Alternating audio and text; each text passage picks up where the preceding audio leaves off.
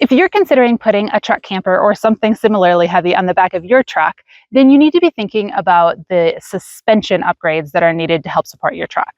To be fair, I could have put this truck camper on the Tacoma and just driven off with it the way it was, and I have done some driving just like that. I'm under payload. I worked really hard to make sure that that was true for my journeys. I really didn't want to be risking anything. And even if you do upgrade the suspension, you should still be under payload. That's an important safety feature when you're putting things on your truck.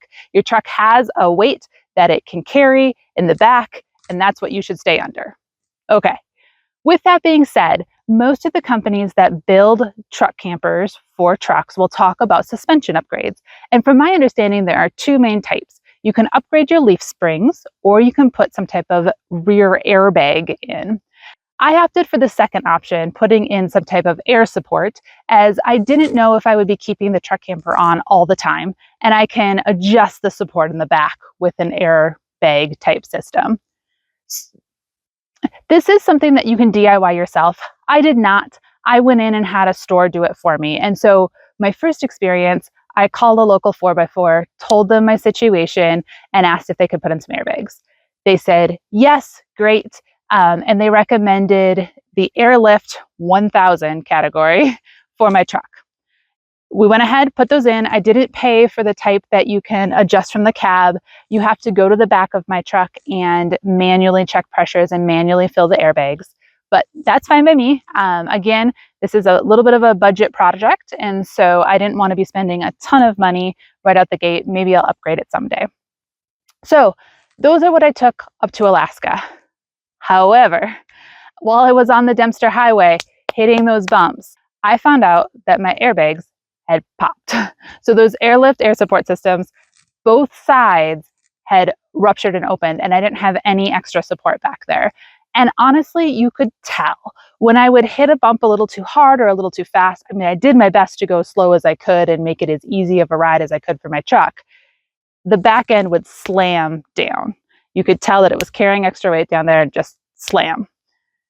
So when I got back from my Alaska trip, I talked to the 4x4 guys, and they recommended upgrading me. They were wonderful to work with, by the way. They offered to do the repair at just the extra difference in cost between the ones I originally had and these. I did end up paying them a little bit more than that for their time, because honestly, I don't know that it was completely their fault. I didn't know what type of airbags I needed either.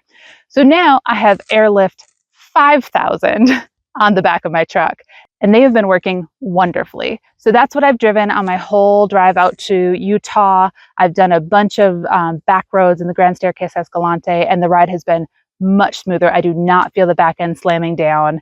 And you can also see, if you look at the truck, you can see the back end looks a little lifted almost. I tried not to lift it up too much, but it's definitely not sagging at all. So those airbags are really holding my truck up and keeping my ride a lot smoother.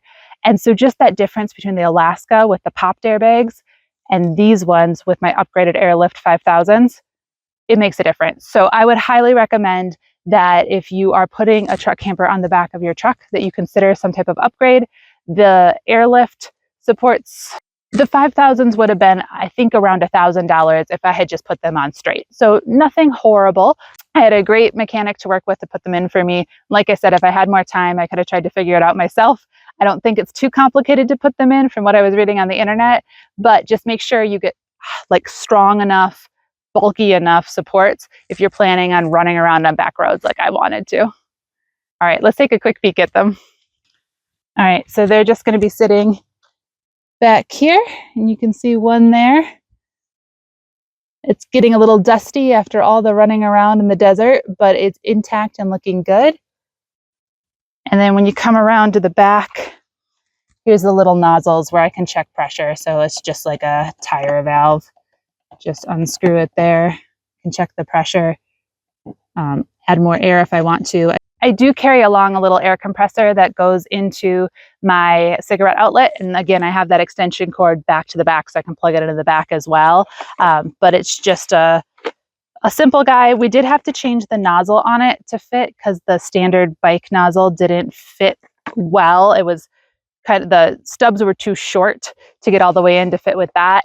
So once I adjusted that compressor end to something like this, then it's very easy for me to fill. It doesn't take much air at all to fill it back there.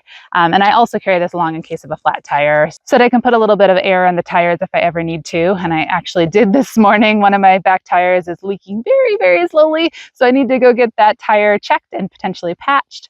But this type of air compressor works great on the road for both the airlift supports and for tires. I wouldn't want to inflate an entire tire with this. It takes a while, but it works really well. It goes really fast with the airlift airbags.